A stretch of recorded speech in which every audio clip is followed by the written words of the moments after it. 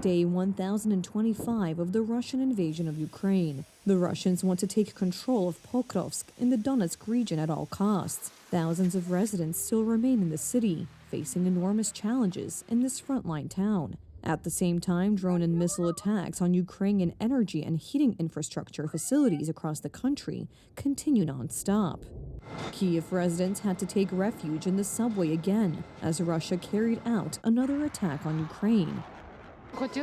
Of course, I would have preferred to go to work already and send my child to school, but an anti-aircraft alert was issued and we had to flee to a shelter. The child is very scared. Russia launched 93 missiles and nearly 200 drones yesterday. It was one of the largest attacks on Ukraine's energy system. The war has been going on for a third year. It has to end eventually. We can't stand it. It has to be resolved somehow at the highest level so that people stop suffering and return to normal life. In the last 24 hours, Ukraine's air defense managed to shoot down 81 Russian missiles. Unfortunately, the ones that penetrated deep into the country did a lot of damage, and that means prolonged power outages across the country.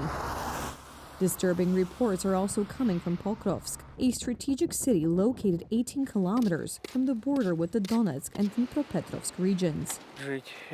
How should we live here without electricity, without gas, without water? There are still a lot of people left here, certainly several thousand. We have to evacuate. We will leave tomorrow. The Russians are already approaching. They are already in our forest. According to the Ukrainian portal Deep State, which maps the front lines, the Kremlin forces are just 3 kilometers from the city.